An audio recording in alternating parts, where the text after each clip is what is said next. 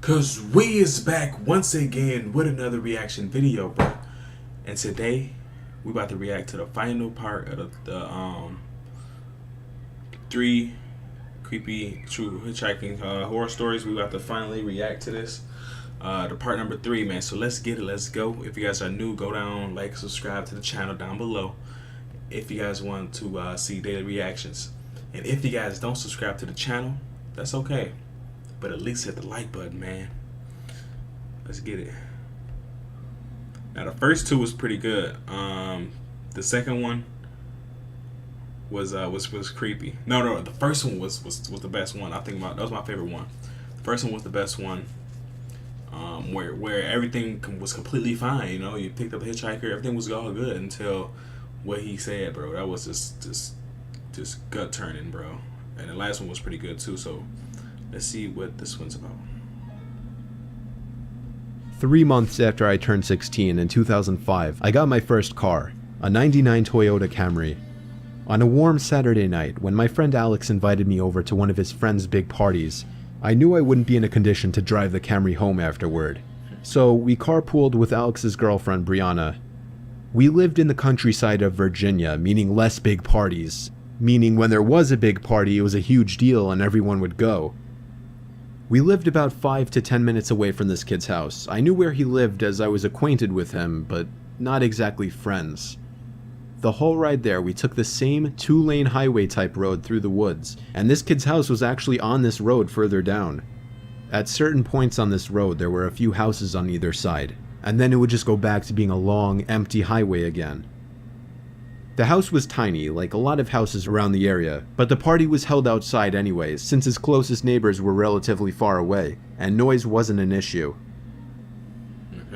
I'll skip most of the party up until the point that Brianna, who was supposed to be our designated driver, had to suddenly leave for a small family emergency. Alex said it was fine and that we'd find a ride home. Well, fast forward another few hours and another few drinks, and I could barely even walk straight. I checked my watch, and it was like 2 in the morning. I figured it was time to go.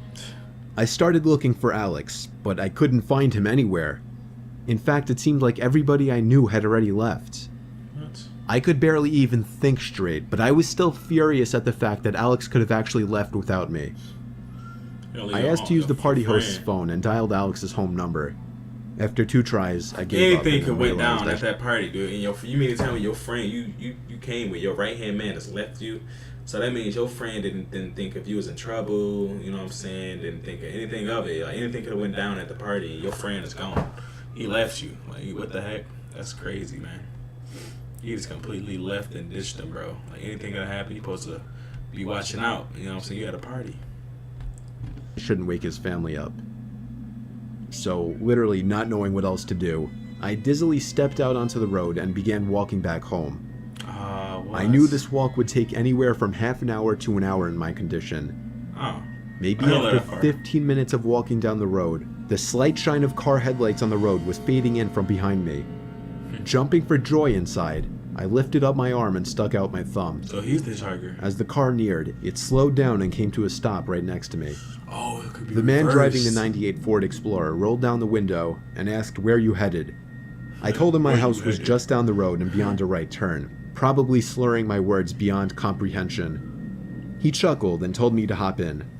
I thanked him and joyously hopped into the truck. I was exhausted, and I remember completely disregarding things the guy was asking me because I was so close to just passing out. Right. And that's what happened.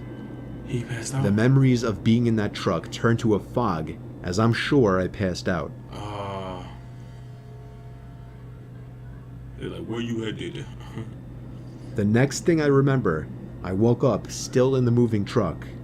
The guy looked at me and laughed, but didn't say anything. I looked around and realized the road we were on wasn't familiar. I nervously asked, where are we going? He then said, so what were you doing out this late anyway? As the man answered my very straightforward question with another irrelevant question, the sobering reality of the situation hit me. You can let me out anywhere, I told the man.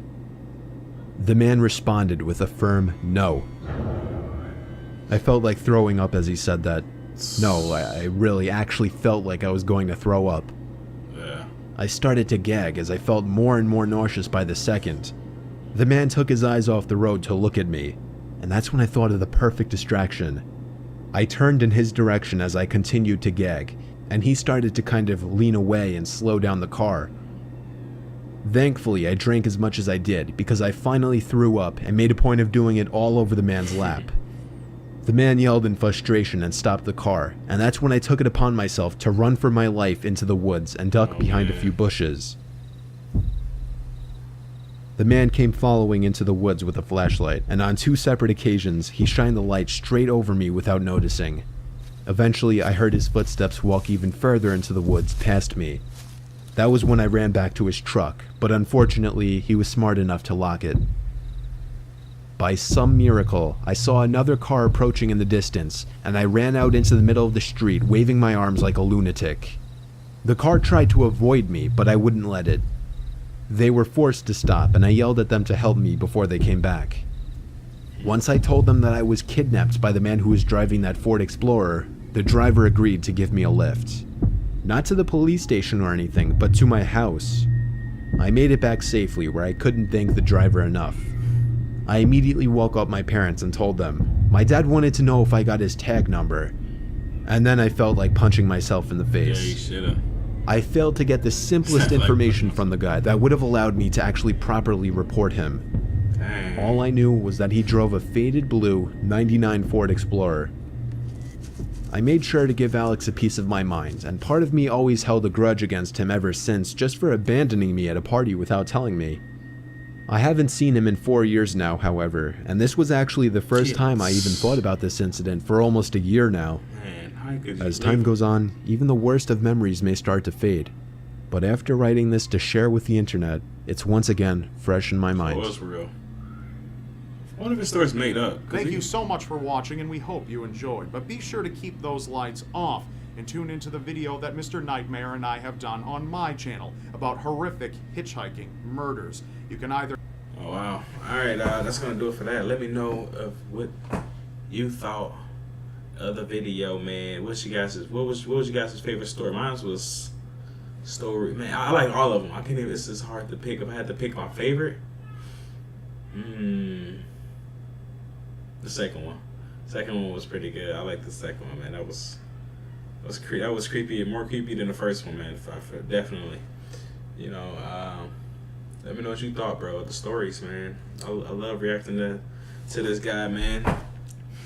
Even though it's probably just made up stories, but cause how can you possibly go through stuff like this? I mean, I don't know, man. That's a crazy life, dude. Like all these stories, bro. You mean to tell me it's true? That's crazy, man. Like and subscribe down below. Hit the channel. Hit me up, man. Go down, subscribe, like the video. And if you guys don't subscribe to the channel, at least hit the like button, man. Dang, I'm gonna catch y'all in the next reaction. Hit me up with a video request, man. Letting me know what to react to next. I would definitely do that, man. So hit me up with it, and I'm out, man. I'm gonna catch y'all in the next one.